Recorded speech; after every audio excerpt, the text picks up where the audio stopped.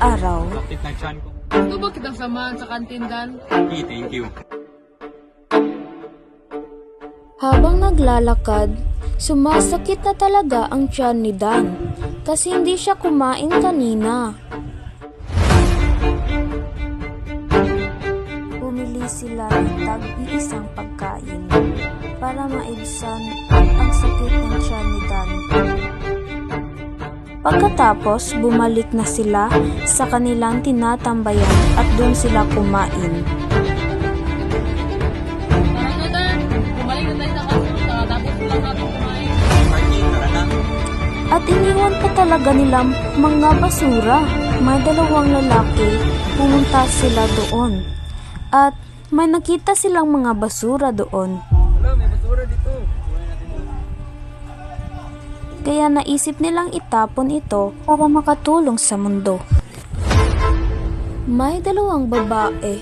Ang uhaw na kaya bumili sila ng inumin. Bumili sila ng tag-iisang inumin para maibsan ang kanilang uhaw. Habang naglalakad, nagkukuntuhan sila kung ano ang kanilang natutunan ngayon. At tinapon pa nga ang kanilang basura. May dalawang babae ang naglakad at nakita ang basura. Kaya naisip nilang itapon ito. Oo nga, meron din dito.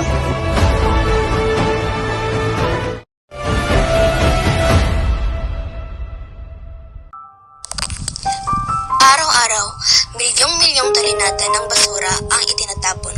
Sa bawat piraso ng kalat, may epekto sa kalikasan, kalusugan at kinabukasan.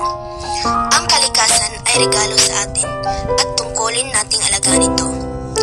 Ang pagbabago ay nagsisimula sa maliit na hakbang. Maging bahagi ng solusyon, hindi ng problema. Basura mo, sagot mo.